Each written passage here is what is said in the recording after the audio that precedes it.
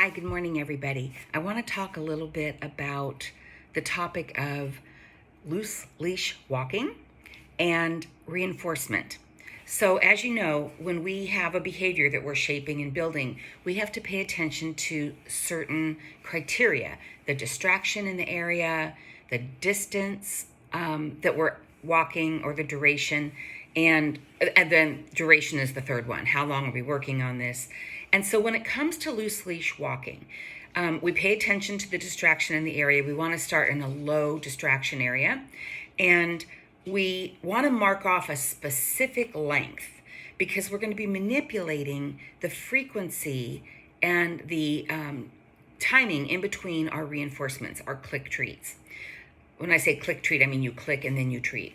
So let's just pretend for a minute that we have I'm going to speak in yards. I'm American. I'm still converting to metric. We have 200 yards or so. And we could actually take a smaller area than that. You want to mark off an area where every 3 to 4 steps you are clicking and treating. And count that out for 10 times and then make a note, like drop something there so you know where that ends, okay? So, and you're just going to practice this first. You're going to set up your training environment. So now you're ready with your dog, and I'm going to run you through this and then we'll talk about it. What we do is we have that duration of walking, this length, and we are going to start with a high rate of reinforcement. So I made a picture for you, just for those of you like me who are visual. So let's pretend this is our duration. We're starting here and we're walking this amount, and in between them, this is how far the distance that we're going to go, but before we reward again. So each of these dots represents you have taken a few steps and you are clicking and rewarding as you are walking, okay? So you don't have to stop and they don't have to sit, for God's sakes. We are rewarding for the behavior as it's happening, okay? So this illustrates that in that same duration, it's really, you might think of it as distance, but in this case, let's call it duration because this is how long we're going.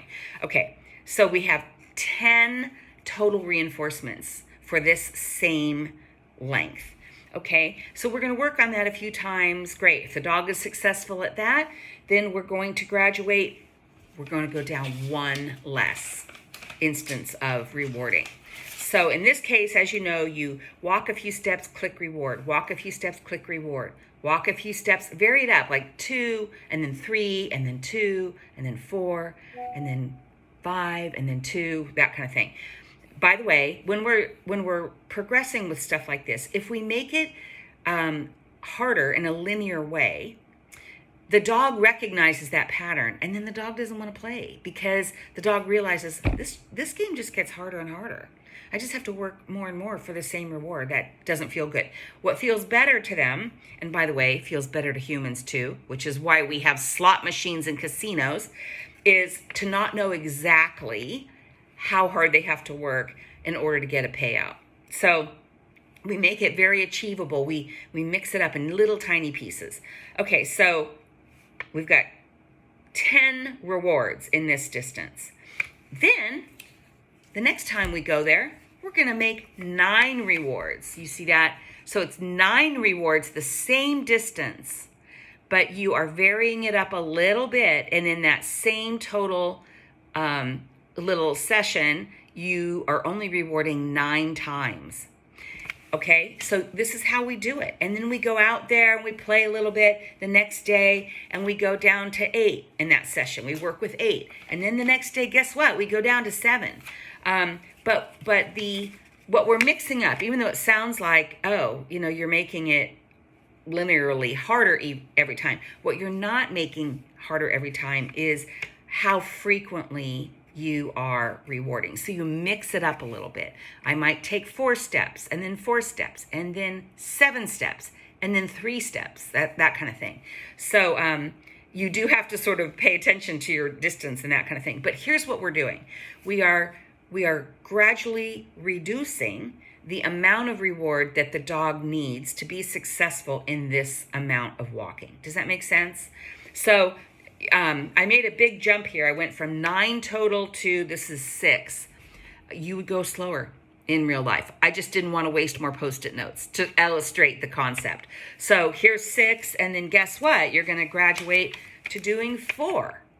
Now, when you're doing this, what you might do to keep it more interesting to the dogs, the dog doesn't think, oh, this is getting harder and harder. You might throw in some high value treats in there, right?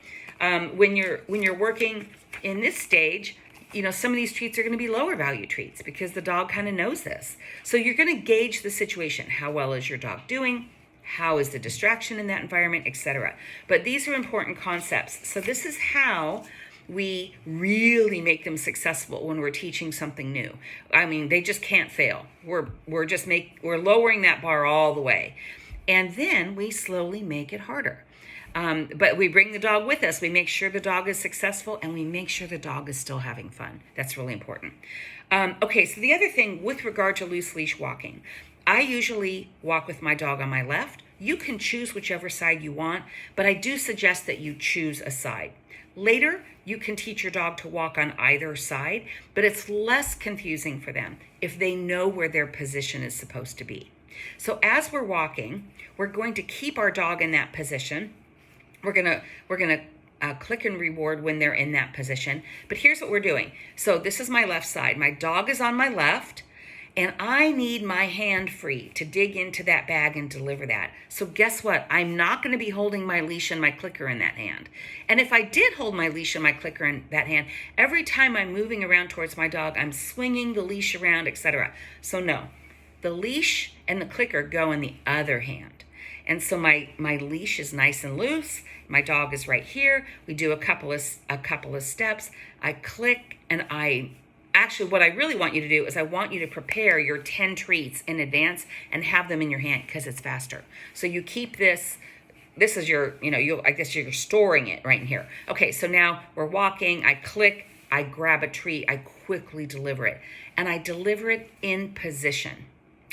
The other thing is, if you have a treat bag, which I always do, you want your treat bag to be swung to the side where the dog is.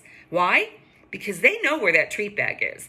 And if you have it in front of you, they are going to keep swinging around in front of you because they're trying to see, like, are you noticing what I'm doing? Are you going to pay me, please?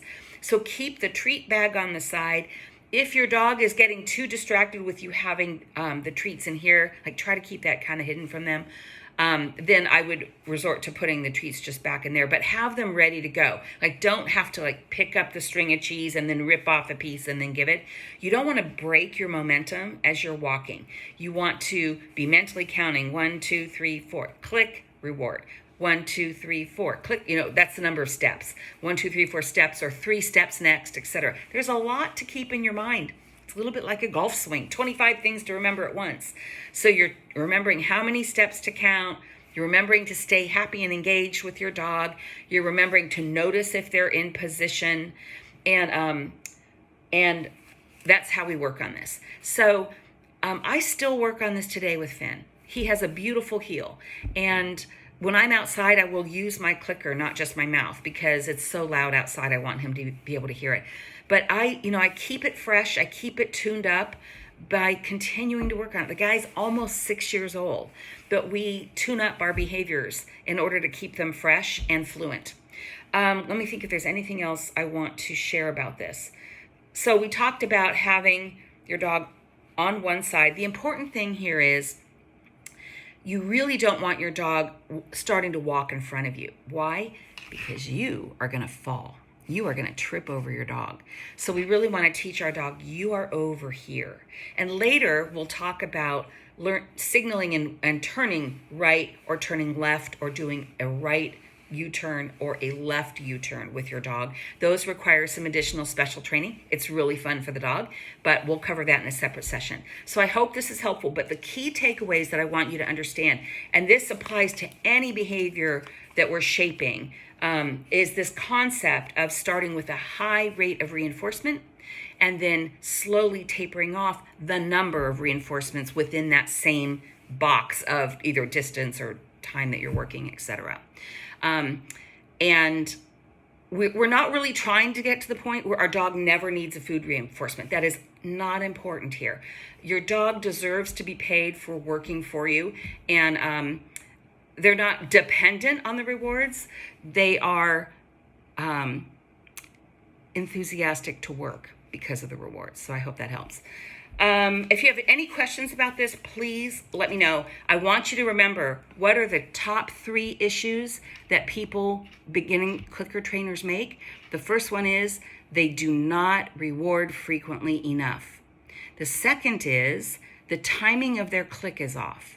So they're clicking after the behavior happened. The timing of that click has to be right as the behavior is happening. And then the third one is they are unclear in their own mind about what behavior am I really looking for here. So we're looking for loose leash walking. If I'm target training, for example, I've got a target stick, and I start out where the dog can touch the stick or the ball anywhere and they get paid, but soon I'm shaping it and only rewarding for nose touches to the ball. That's my criteria. So being unclear in your mind about where are we in our training plan and what is it that I'm rewarding for right now in this training session or as I'm out in public today is another issue. If you're sort of foggy on what it is we're trying to convey to the dog does not learn as quickly. Okay, high rate of reinforcement. That's what we're talking about today. Have a great day.